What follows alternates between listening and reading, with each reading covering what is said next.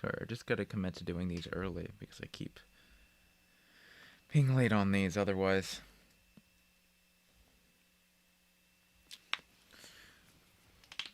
I just kind of wish I'd taken whatever. This might be a shorter one. Maybe just a part or two? I guess we'll see, right? But I can't imagine wanting to do this one super long. Aware of this. Making her daily routine this way, he was also protecting her heart. Subconsciously aware of this, Amelia ran toward the garden with a towel in hand. And that's when I do new. I start recording. And don't forget that this time, mic's plugged in.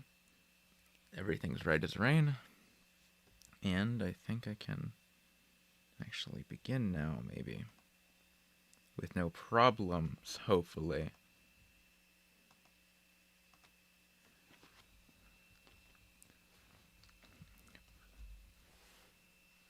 Okay, so that would be ReZero. ReZero. Bonds of Ice. Chapter 2, Part 2. Mapping the whole of Elier Forest was something Amelia had decided to do on her own.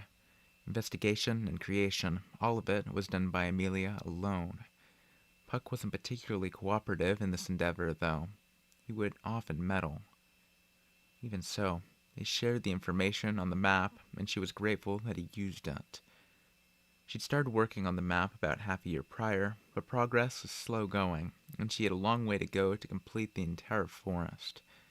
Especially as of late, that the northern area she was presently investigating proved to be quite treacherous due to the rough terrain and deep snowfall. In addition, another one.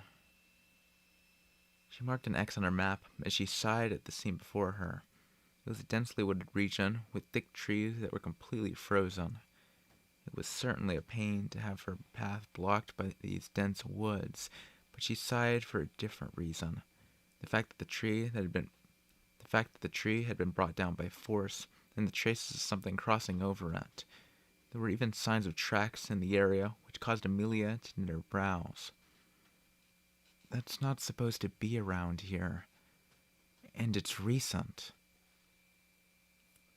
Snow started accumulating in the groves. Seeing this, Amelia conjectured that this clattering grove had just recently ended up in the state. Spreading out her map, she examined its contents and her memory. She then took off, donning her hood as she slipped through the cramped grove. Not to hide her identity, but to keep her hair from getting caught in the foliage. She often thought her long hair was troublesome in such situations, or when she was bathing. She thought she'd be free of many of her troubles if she just cut it short. The reason she didn't do so was because Puck asked her to keep it long since he preferred it that way. She also felt someone had once complimented her long hair, though she didn't remember it. Here. Having left the woods while in thought, Amelia looked down at the ground in front of her. It was a sight she'd seen several days prior, disconcerting as usual.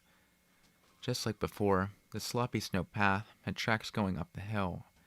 What was different from before was the absence of the lawless intruders in the cart that they left behind. Amelia descended the path and examined the deeply engraved tracks. There was even more snow falling here than in the grove she just left, but none had accumulated on the tracks. There were no footprints around the tracks, as though the scars from the other day's battle had been covered up completely. It was only natural that this would happen. It was natural, but it was a bit overdone. You are here, aren't you? How about you show yourselves? As she stood over the tracks, Amelia raised her voice. For a moment, there was no reply, and the path was silent. However, that silence was soon broken. The forest's silence was replaced by the sound of many footsteps and the noise of a carriage being pulled. A group wearing thick clothing appeared before her, with a familiar face leading them. Well, not that familiar. It had changed quite a bit since she last saw it. Yo, it's been a week, huh? Nice to meet you, girl. I can't say the feeling's mutual. They lined up down the slope, the leader who spoke to her being the large, bandaged man. His voice, gaze, and wound made it clear to Amelia exactly who he was. But the insanity in his eyes sent a chill up her spine. Oh my goodness. I gotta think of a better voice for him, but I also need him to stop clattering around up there.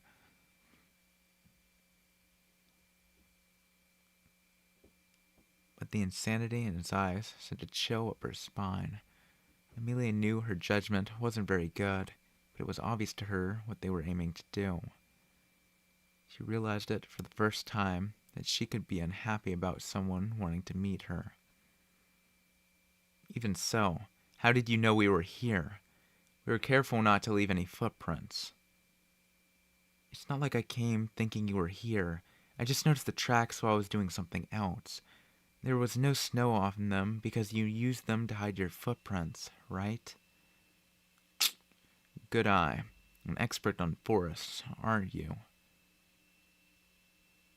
Hearing her response, he clicked his tongue and started scratching at his wound. Amelia grimaced as blood seeped through the bandage. Can I ask you something? What? That wound. It'll leave a bad scar if you don't treat it properly. Do you have any medicine for it? Oi, oi, oi, oi. This little... medicine? Medicine, you say? Her question seemed to touch a nerve, causing him to fly into a rage. His expression and shouts surprised Amelia, leaving her bewildered. His reaction only further enraged him. You trying to make a fool of me? Or are you really that much of an airhead? Either way, you're even more of a fool than I thought, forest person. That name. I don't think I need to tell you where I heard it, girl. See ya. The bearded man smiled vulgarly as Amelia's expression changed.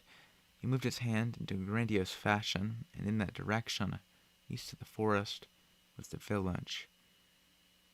Damn you. You robbed us and sold the goods to that tiny village. We asked around, and it turns you do this... Okay. We asked around, and it turns out you do this quite frequently, serial offender, huh? What are you talking about? I never... You can do whatever you want, and their guilty conscience keeps them from complaining. You're quite a nasty woman, you know. Don't make stuff up. I never once intended to do anything of the sort. Quit playing dumb. Those village bastards spilled the beans. We know all about your little deal. Giving them a cut to keep their mouths shut. They're practically accomplices. Huh? His malice overwhelmed any response she might have had to his false accusation. He interpreted her silence as an admission he was right. However, the truth was much more cruel. Amelia was completely shocked by his words, their contents far beyond her expectations. To think that those villagers told them such things about her. You're barking up the wrong tree if you bear a grudge against them for this. Excuse me. You're barking up the wrong tree if you bear a grudge against them for this. Aiding a demi-human in a country like Lagunica is a task far too serious for those poor bastards. It was only natural they'd fall. Aiding a demi-human? Think you can get away by feigning ignorance? How about you drop the act and get on with it, forest person? No, elf girl. Following his string of false accusations, he dropped one final bomb. Amelia had no immediate response to his assertion that she was an elf. His eyes sparkled with the satisfaction of being right as he stared at Amelia's frozen figure. They cooperated with the demi-human. Moreover, an elf bandit. Those village guys are unbelievable. That's a serious crime in Lagunica. I'm not a bandit. Even so, Why even the villagers? You really are behind the times, huh? You don't even know about the demi-human war? You bastards lost the Civil War. You have no rights. Merely breathing near your human masters is a crime. Furthermore, even among demi-humans, elves are considered particularly bad. It's obvious, isn't it? Why? Do I look like your dad? I'm not going to sit here and teach you. He laughed at her shaky voice, and his 20 or so men started laughing with him. Surrounded by their malice, Amelia clenched her fist tightly. Thrusting with her nails into her palms, she suppressed her quickening pulse and breathed as she glared at the man. What is it you want to do? Straight to the point. I like it. It's simple. He stopped laughing and jerked his chin. Once he did this, they pushed their cart behind him. In the cart was a rectangular structure made of metal. It was showing off an iron cage. You robbed us of our goods and ruined our business. The villagers are guilty too, but we're nice guys. We'll give you a chance to atone. Atonement or whatever. Does that have something to do with that cage over there? You really are dull. Or can you not see reality? You will enter this cage. We have to recover our loss. That much is obvious. We'll have the villagers compensate us. That's obvious too. And you, the mastermind, will pay with your body inside this cage.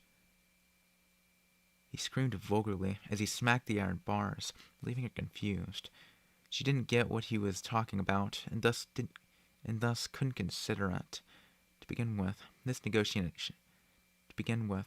negotiation itself was completely unexpected. I get that there's been a misunderstanding, but I have no reason to do as you say. It's true that I took your cargo to the village. As for what the villagers said about me, it's a bit sad, but let's set that aside for now. But to begin with, you were the ones who started it. With your crime, weren't you? Crime, huh? What about the villagers' crime of aiding a demi-human? That's completely nonsensical. Besides, that's between me and them. You guys have nothing to do with it. However, we're the ones who have the right to speak. In this country, your actions are unforgivable. Amelia had no response to his extreme arguments. She didn't know whether or not he was lying, but he was clearly being completely unreasonable. However, if what he said was true, the villagers would be blamed too. Then make a choice. It's simple. If you don't want to do it, you'd better forget about the villagers. If you don't want anything to happen to them, get in. They sold you out, so I don't think you have any obligation to them, though.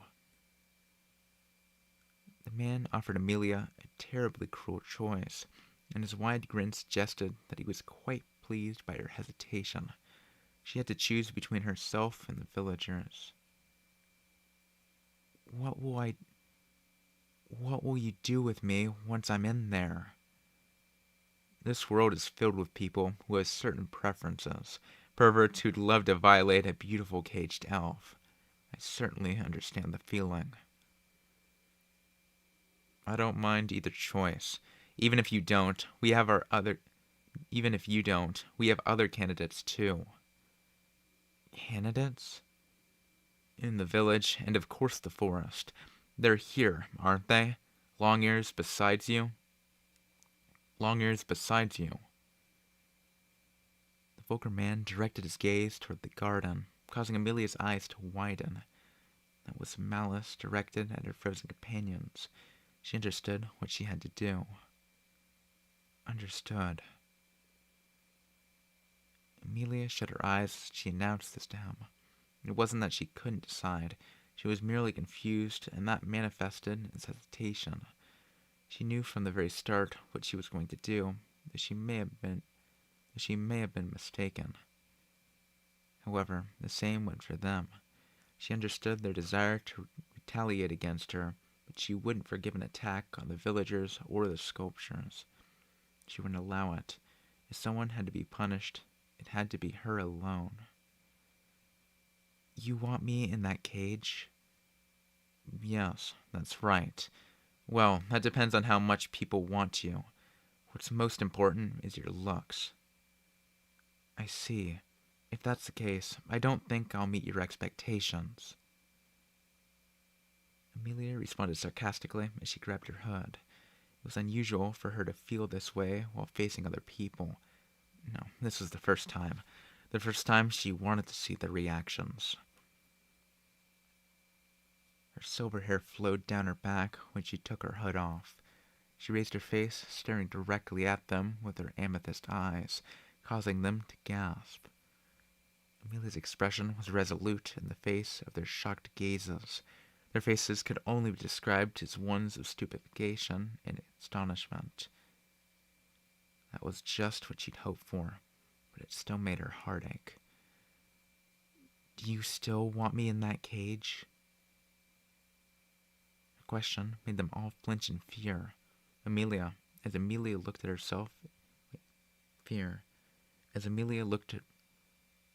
looked at their tension-filled faces one by one, someone muttered the following. Silver hair, amethyst eyes, silver elf! They were all features that comprised the being known as Amelia. They were also the traits of the world's most detested entity. The primal fear they induced could crush hearts and paralyze people with terror.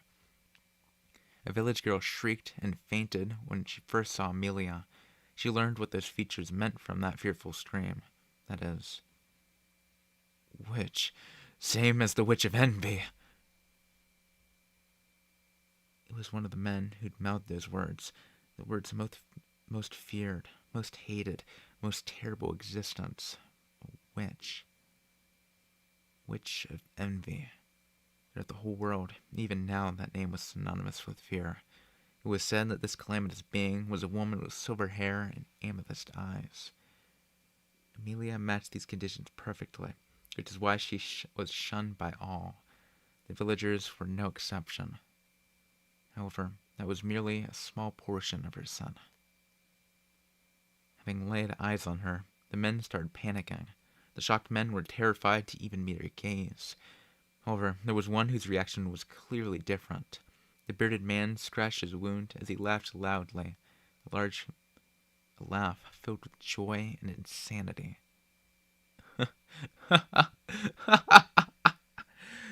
Oi, oi, oi! Are you serious? Unbelievable! Who could have possibly predicted this? You're more than I could have imagined. What's so funny? You obviously.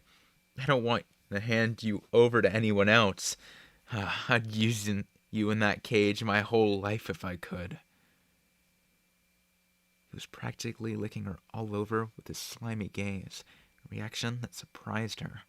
She remembered that she'd felt this before, the unpleasant feeling at the village.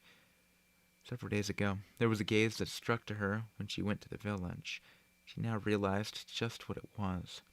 She also realized she had no intention of retreating, even having seen her true face, and that further conversation was useless. Understood. I get it now. Talking to you is pointless. We just can't get through each other like this. It's a shame we couldn't come to an agreement. Yeah, I agree. They mutually decided that their negotiations, which can hardly be called negotiations, had broken down. Amelia spread her arms. At the same time, the men behind the bearded man started to scatter. They were all equipped with crossbows, but their numbers and weaponry made this encounter far more dangerous than the previous one. Even so, she had to defeat them. She'd bring all 20 of them down and make them swear not to harm the forest or the village. If she couldn't do that, the forest she tried so hard to protect would be violated. There was no cue to start the battle. Amelia charged without warning, keeping low as she did so. The sounds of firing crossbows overlapped as rain of arrows tore through the air. However, Amelia avoided them with the mere twist of her body. The arrows were too fast to track by eye, so she would dodge them by reading the shooter's intent. It was that simple, but was the question of how many people could do so. But there was a.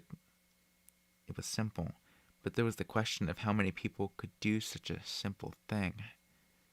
Surrounded by the sound of arrows piercing the snow, Amelia slapped her palm into a man's torso. The hardness she felt beneath his fur clothes was not that of trained muscle. It's something like a steel plate stuffed under his clothes, which absorbed the impact of her blow. I reflected on our previous encounter, just like you said.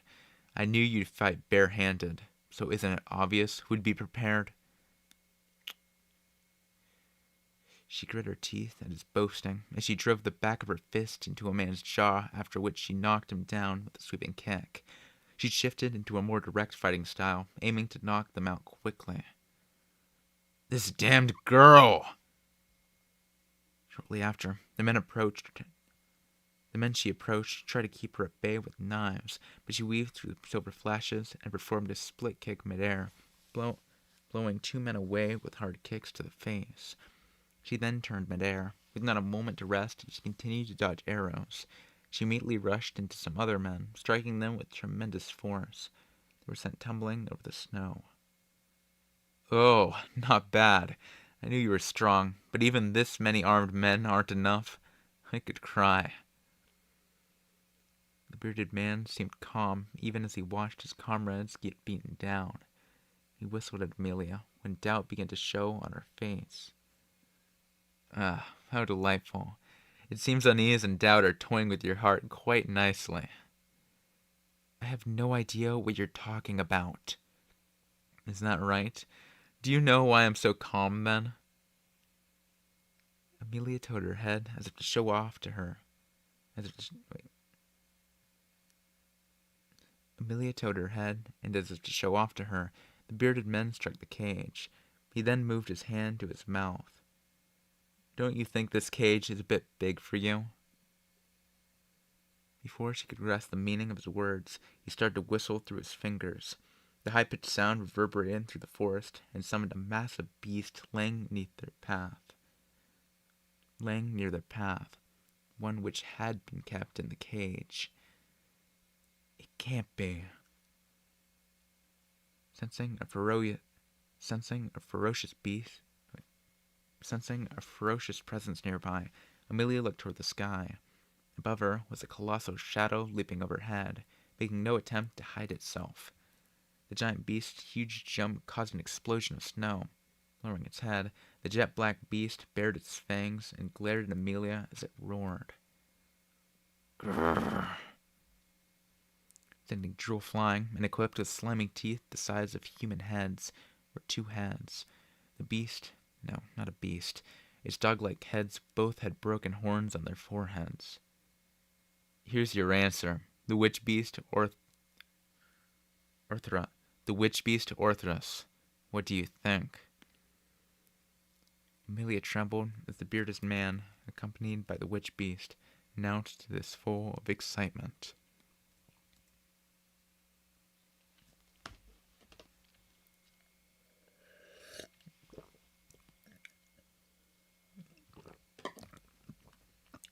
Excuse me. Taking a little downtime. Actually, I remembered to record this time, which is good. Glad I did that.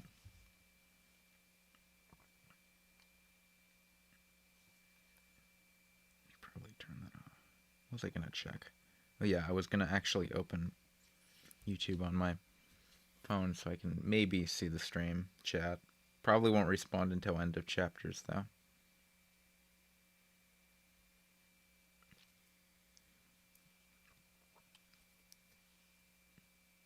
What was I doing? Why do I blank sometimes? It's weird, right? Should have done this earlier, but I didn't. I forgot.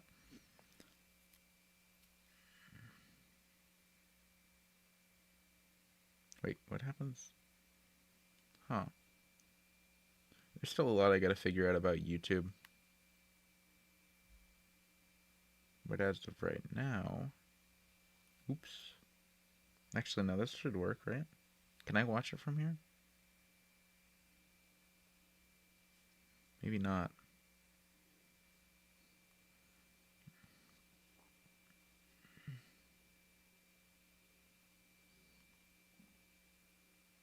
Oh man, I gotta fix my playlist.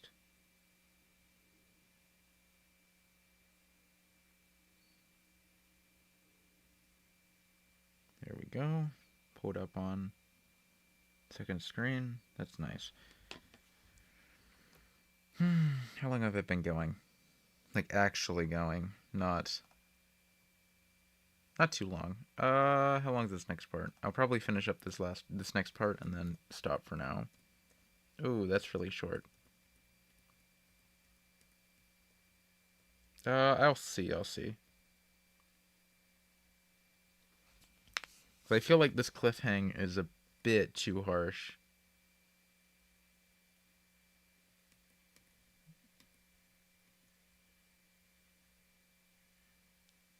I think stopping the end of part 7 is preferential, but I'll see.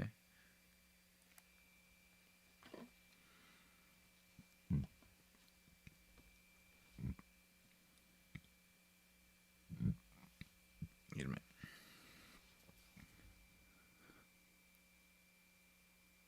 Part 6. Part 6. Oh wow, okay, no, I just have a lot of S on that, no matter what. The source of his confidence, the massive monster bearing 2 heads, or Orthrus, covered in jet black fur. Its colossal body measured over 4 meters in size, and its eyes were devoid of sanity as it glared at Amelia. Its colossal maws could swallow her slender body in one gulp and rip her to shreds, and its claw-like paws could tear humans apart with the slightest touch. These traits, specialized for murder, showed that Orthrus was a true witch beast. A witch beast? Why would you do something so reckless? I suppose your charm plunges men into madness. It really is sinful. The bearded man, confident he would win, ridiculed Amelia as her expression tensed up.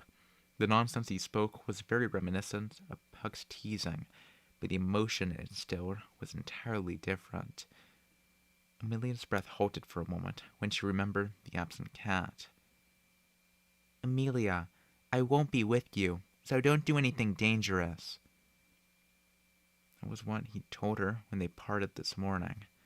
The normally jovial spirit had gotten so serious, and perhaps this situation counted as the danger he'd warned about. If something happens, run away, he said. He was right. She understood that. But if I run... However, her legs didn't move. Not because she didn't want to run. She just couldn't back down with the village and the garden at stake. Hey now, what happened to all that vigor from before? He clapped at Amelia, who'd stopped in her tracks and gone silent. She looked up in response, and the bearded men pointed to Orthrus, who was sneering ferociously. If you lost your nerve, I wouldn't mind having them withdraw. Really? Is this the time to stare blankly? Ah, it's true. It'd be best if our product is unharmed. The limbless elf's value would be... Then put him back in the cage and leave this place. Don't harm the village or the villagers either. If you do this, we can reconcile our differences. Taking advantage of his offer, she offered an amicable resolution. A genuine solution with no ulterior motives. However, the bearded man was dumbfounded by this and flew into a rage. Can you not comprehend your situation? Why the hell would we listen to you? Don't get it wrong. We'll give the orders, and you'll obey. But I... Do it, Orthrus! Her explanation was immediately cut short by his rage and Orthrus's roar. Roaring with anticipation, Orthrus leaped at Amelia and swiped at her. His enormous blow carved up the snowy ground, sending hardened snow and soil flying. An attack of this magnitude was easily rip a human to bits if it landed. With her hair fluttering, Amelia narrowly cartwheeled out of the blow's path. But the beast's assault didn't stop there. Its colossal jaws continually snapped at her. Amelia desperately escaped as she was followed by the sound of its jaws, its foul smell, and its flying drool. This isn't the time to be... Wait, what? Is that... This isn't the time to be doing this. Grrr. She continually dodged the two heads, endless attacks by her hair. The way change attacks and the interval between them was radically different from any man or witch beast she'd faced before. She couldn't even attempt to counterattack, since its thick fur and hide would simply absorb her blows. Furthermore, it wasn't the only beast she had to be wary of. Don't kill her, and avoid the face. She will lose value. The bearded man yelled to his subordinates, who had their crossbows trained on Amelia. Obeying this order, they fired at her legs in an attempt to kill her mobility. Amelia had no room for error between the simultaneous threats of its fangs and arrows. She could rely on her jujutsu for now, but she would eventually reach her limit. If one attack grazed her, another would land directly, and the third would be certain death. Before that could happen, she slipped through the rain of arrows by force, assailing two men who had just fired and were reloading. She immediately followed it up by kneeing another man's torso, having forgotten about their steel plates. Damn. No matter what she did, she couldn't fully avoid Arthrus's teeth. She managed to avoid a direct hit, but her rope got snagged, causing her to lose her footing. She was immediately assailed by arrow fire. This is bad, she thought, but a shadow suddenly covered her. The next instant, there was a howl of pain, but it wasn't from Amelia. The two-headed beast had several arrows lodged in its back. The arrows intended for Amelia ended up hitting the witch beast as they continued to pursue her. The witch beast turned around in a rage and swiped at the men who shot it. A ferocious blow split the ground open, creating an explosion of blood and snow. Fortunately for the men, their thick armor prevented their deaths. However, their injuries were too grave for them to continue fighting. Witnessing this friendly fire caused the bearded man to explode in anger. Don't screw around, you moron! Do you not remember who broke your horn and became your master? Showed an abuse. Orthus roared rebelliously. However, the bearded man's command overpowered the beast's instincts. The reason was the witch beast's horn. Witch beasts were originally considered to be completely impossible to tame. However, there did exist one method to control them. That is to say, to break the horn that all witch beasts are born with. In this scenario, the witch beast would be forced to obey the commands of the one who broke its horn. There existed no other method to tame them. However, this only applied to the one who broke the horn. That was why Orthrus turned its fangs on the other men. They were essentially prey. It's quite a rowdy look you've got there. Hurry up and do what you're supposed to. Crush her legs and bring her to me. Grrr! Right now! Furthermore, even breaking Witch Beast's horn would not create an amicable relationship. It only granted the right to give orders by force. Consequently, Orthrus's hatred was directed at both Amelia and the bearded man in equal measure. Despite this, Orthrus obeyed him and turned to Amelia. It wanted to destroy everything, but it directed all that bloodlust at Amelia. However, hey, let's stop this! Before Orthrus could attack, Amelia once again appealed to the bearded man. It was her last chance. She couldn't fail here. She spoke desperately. Half your men are down. They need treatment. I understand how you feel, so let's stop here. Continuing would cause irreparable damage. Don't make me repeat myself. You've already done irreparable damage. Capturing you would finally make up for it. That's why I'm here. Isn't your life worth anything? You have to get out of here right now. Ah! They screamed at each other. but her desperate pleas eventually gave him pause. The emotion behind her appeal wasn't quite fear. It was something different. Sensing that she'd gotten through to him, Amelia continued. I told you before, right? This forest is really dangerous.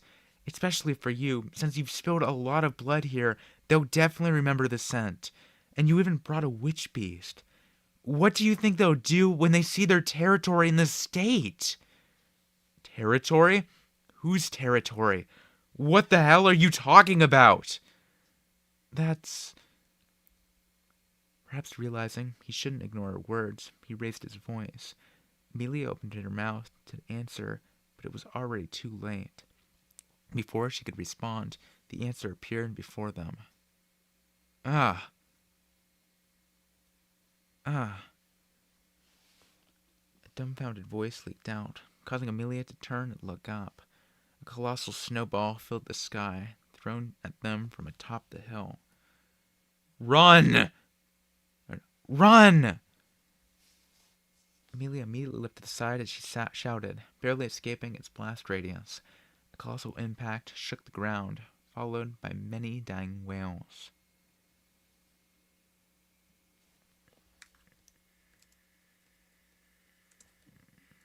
Okay. Yeah, no, this is going to be the end of this for now. Man, I thought this part was actually going to be shorter. Doesn't seem like that's the case. Whatever. Not that I mind. Alright.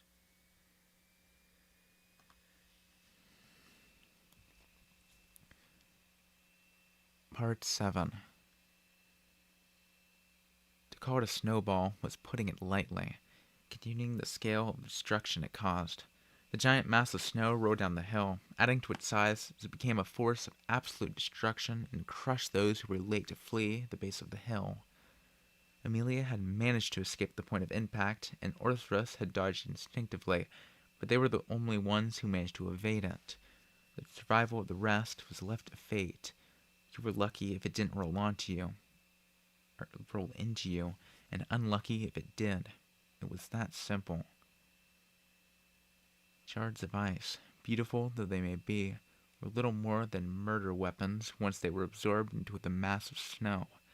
The men who were left behind dyed the snow red as they were swallowed up. Screams of agony overlapped as they had their entire bodies crushed, their internal organs being forced out. In an instant, the snow path had turned into a scene of disaster, a snowscape of death. The snowball which had swallowed so many men finally crashed into their cart. The magnificent impact destroyed the cage as the snowball fell apart. Mixed in the scattered snow were human remains and the cart's wreckage. The tool they'd left behind had just been used to kill them. It was surely the embodiment of rage of the lord of this territory, the white silhouette that stood atop the hill. Snowblight. Amelia looked away from the tragedy, up at the being at the top of the hill as she mouthed its name. It wasn't as if it heard her, but the white figure turned to the sky and roared as if in response. The horn on its forehead pierced the heavens as it beat its bulky chest, ostentiously emphasizing its presence. It was definitely the Snowblight, the lord of the forest's northern area, a terrible and cunning witch beast.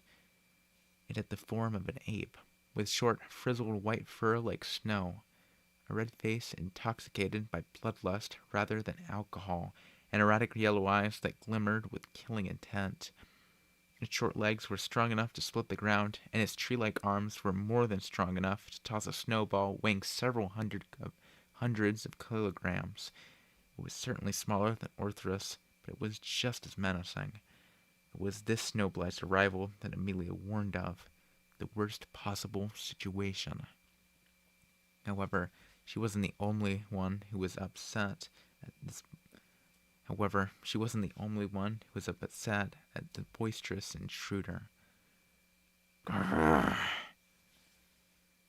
Orthros's fur stood on end as it howled with determination in the face of the Snowblight's intimidation. The two witch beasts had simultaneously deemed each other enemies, and they'd also deemed each other the great. They'd also they'd also deemed each other the greatest threats. Consequently, what followed was inevitable, unstoppable. The bloodlust collided, covering the several dozens of meters between them in an instant. Orthrus dashed up the hill, intending to massacre the snowblight with its sharp teeth and powerful jaws. Facing the demonic dog's charge, the snowblight also prepared to fight in close quarters. However, the snowblight's offense and defense were of an entirely different level. Dashing forward, the snowblight stabbed its hands into the ground and started gathering snow in its massive palms. Before long, the gathered snow took on a spherical form and became a colossal snowball as it started rolling down the hill. This was surely the source of the snowblight's name, the way it rampaged through the snow. The speed and force with which the snowball took shape and grew was extraordinary. With the white murder weapon bearing down on it, Orthrus hastened its charge even further. Its two heads opened their jaws as wide as they could, so as to tear into the snowball, and then into the snowblight's throat. The distance between the two steadily shrunk until it disappeared entirely. Orthrus's fangs pierced the snowball, its jaws clamped down, the force... Oh! The Lord of the Forest forcibly held the snowball together with its gigantic arms, causing Orthrus's teeth to shatter at the roots and its heads to snap to the side with their necks broken. This was without a doubt an instant kill. Orthrus's giant body was crushed by the snowball, its two heads spilling blood and brains. The demonic dog's body was swallowed up completely, rolling with the snowball as its bones were crushed to bits, ultimately ending up as a pile of flesh. Like this, the snowball left the path and rolled into the forest, mowing trees down until it disappeared into the distance. Having witnessed this overwhelming power, those beside the witch beast had varying reactions. Amelia put her guard up. The bearded man sat down in despair, and his subordinates were too shocked to move. Only Amelia still had the will to fight. The others had their spirits broken by Orthrus's horrific murder and the Lord of the Forest's hands. "I warned you so many times, and yet..."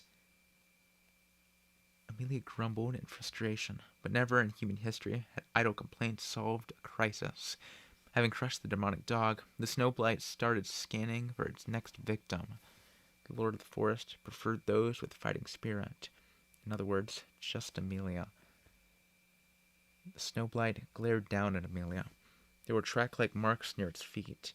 The witch beast would move as if sliding, with its feet hardly leaving the ground, leaving these tracks in its territory. The X's she'd marked on her map were all the snowblight's hunting grounds. This was no exception. The snowblight set its sights on Amelia and started howling. Leaping over the path, it swung its massive arms at her.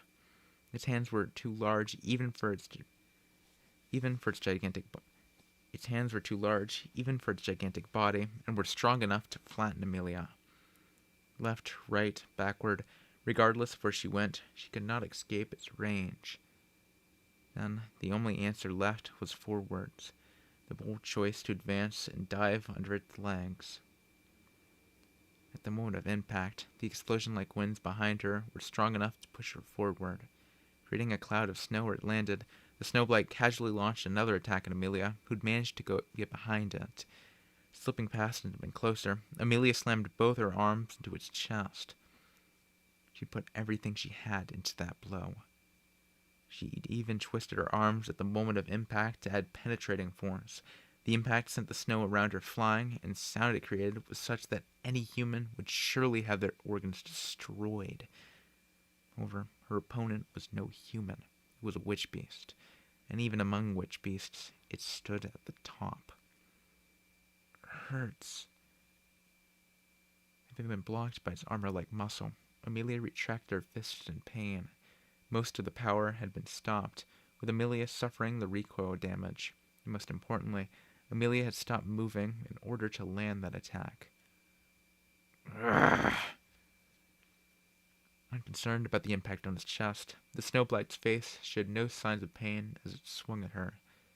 Even twisting her body as fast as possible, her suboptimal position made it impossible to dodge. The powerful blow landed, blowing her away. Amelia couldn't put up any sort of defense against the organ-churning force and was slammed into a mountain. She'd been embedded in the snow up to her knees as she coughed up blood. Ow. Having rendered her unable to move, the Snowblight's next move was exceedingly irrational. Leaving the powerless for later, it chose to prioritize the greatest threat. Ah! The Snowblight's line of sight landed on the bearded man, who'd fallen to his knees.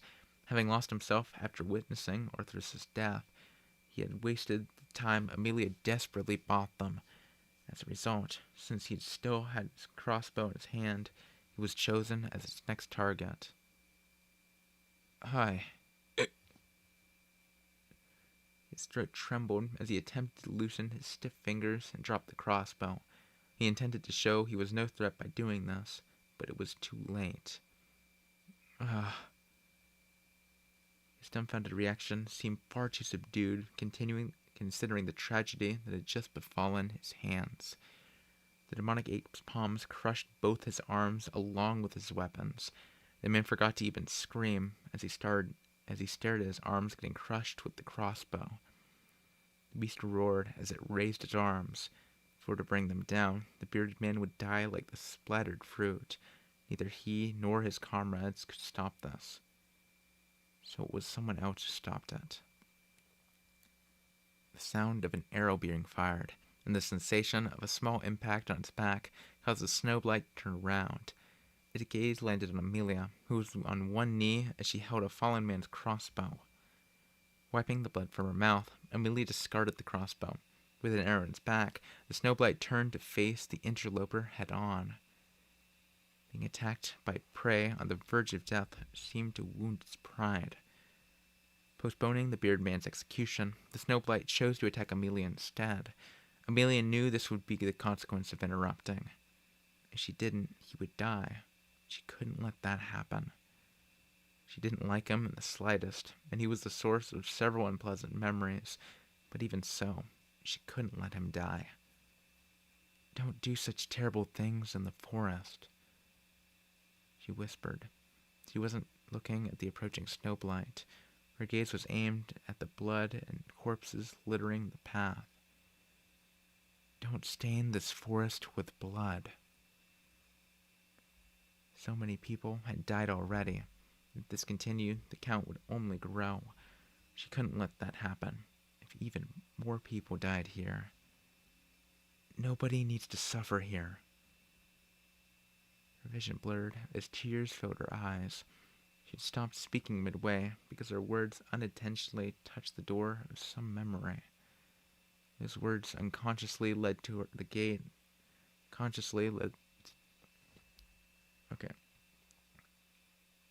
Those words unconsciously led to the gate to memories that had been long sealed away. However, they weren't enough to bring forth those memories, and she didn't really have time to seek them out either. The witch beast did not possess the reason, intellect, or mercy to hear her plea. So all she could do now was make a choice. Don't let the ice flowers bloom, even by mistake.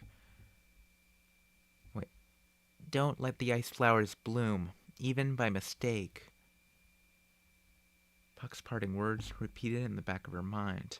She saw his face when she closed her eyes in guilt, and then she spoke. I'm sorry. Words of apology, not directed at the beast before her, nor the bearded man and his men, and certainly not at herself. It was an apology to Puck and her companions in the forest who had been frozen. Guilt and an unbearable power swelled up in her heart. The power desired a target, and she would release it to the outside world. She was repeating her sin. Hazy memories and vivid guilt, the sins of her past, the forest freezing over. The glow surrounded her as colossal magic power started surging forth. probably the same glow as back then. The snowblight stopped and frowned at the eye-burning light. However, it looked around and realized it was a false alarm, and then continued. Not. It fell over, as though a massive weight had forced it off its feet. Unable to bear it, the witch beast howled in pain and confusion. It desperately tried to turn and look at its back, but that was impossible. The large ape's neck was encased in thick ice, and more than half its upper body had been frozen. The weight it felt on its back was something that grew from the wound there. Blooming on its back was a crimson flower of ice, which grew by draining the beast's blood. The ice flower absorbed blood from the small wound as it grew. Its mass was soon greater than that of the witch beast that had become a flower bed as what? Its mass was soon greater than that of the witch beast that had become a flower bed, as the witch beast that had been robbed of its life force. The witch beast had been robbed of its life force.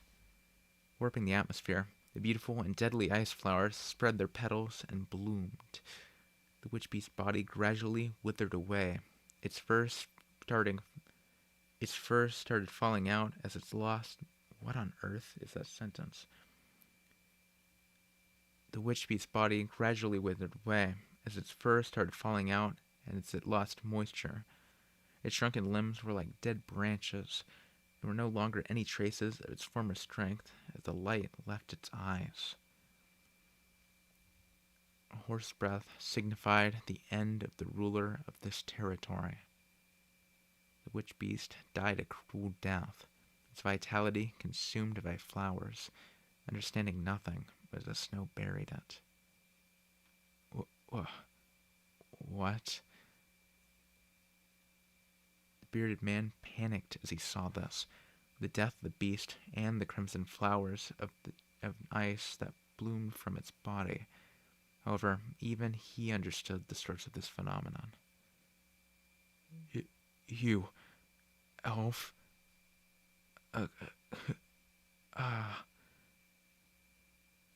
Amelia, cowering in the snow, Amelia groaned in pain. She'd been the one who did this. Furthermore, her strained gasps and red face showed that his suffering wasn't over yet. Beads of sweat formed on her forehead as tears trickled down her cheeks. They weren't tears mourning the witch beast's death. She didn't have the leeway to even care about that right now. So great was her suffering. She desperately tried to suppress her surging power, but she couldn't. No way! The bearded man screamed as he stared at his crushed arms in shock. His wounds filled with crossbow shards had started to change, and the blood flowing out of them froze as a tiny flower bud manifested. The same ice flower that had killed the witch beast. The sight of their growth overwhelmed him.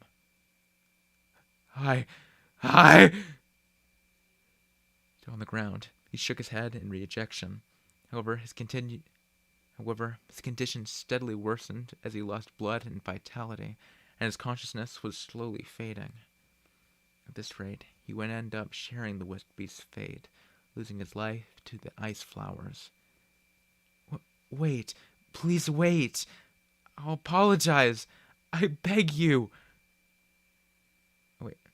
Wait, please wait.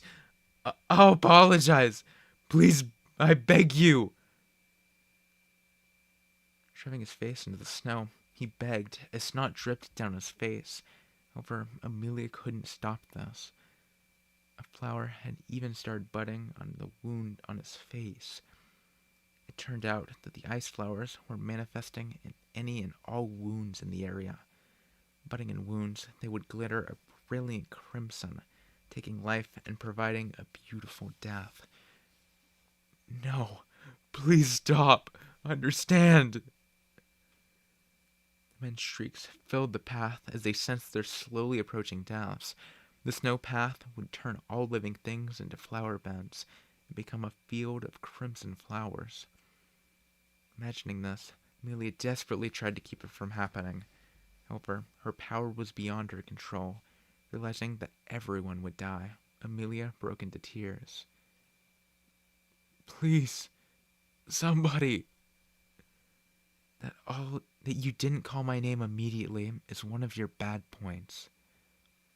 Oh wait. That you didn't call my name immediately is one of your bad points. An aloof voice responded to her tearful plea for help. Wait, no, is that hers? Please, somebody. That you didn't call for my name immediately is one of your bad points.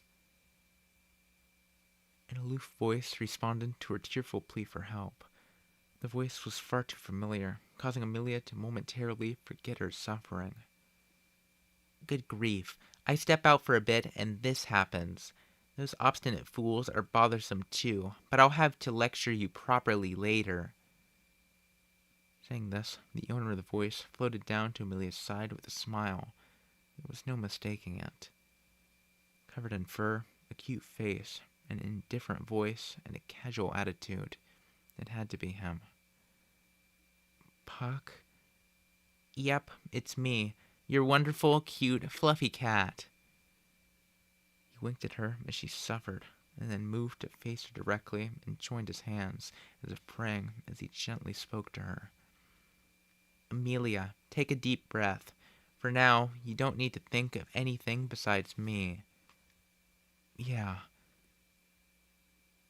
Right now, she had absolutely no reason to doubt or refuse his instructions. She closed her eyes and started breathing deeply, just as he'd instructed. Even now, the surging power within her showed no signs of stopping as it begged to be released. However, her consciousness slowly faded as Puck whispered to her, and her pain and suffering steadily diminished as well. The tension gradually left her face, and her breathing calmed. Finally, the surging magical power had dispersed, leaving a sleeping Amelia. Her expression was rather peaceful. Puck nodded with satisfaction as he affectionately gazed at her, and then turned around. Now then, how shall I deal with you? Puck spoke as he clapped, destroying the blooming flowers and their wounds. They were dumbfounded at the flowers' disappearance, having been mere moments from death. An unavoidable death, and a miraculous savior. These consecutive shocks were too much for them. But whether they lived or died still depended on how the spirit before them was feeling. Well then, I only saved you because this girl had tried so desperately to prevent your deaths. I merely respected her wishes. That's all.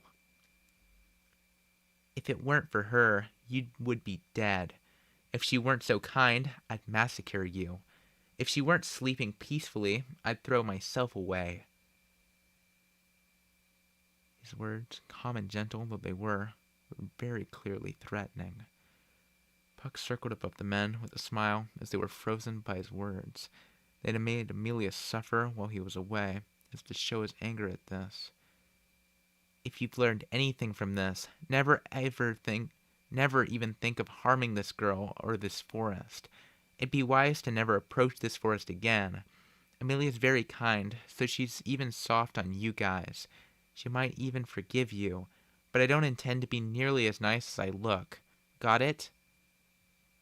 Hi. Wait, hold on. Is that mistranslated yes? I've been wondering that.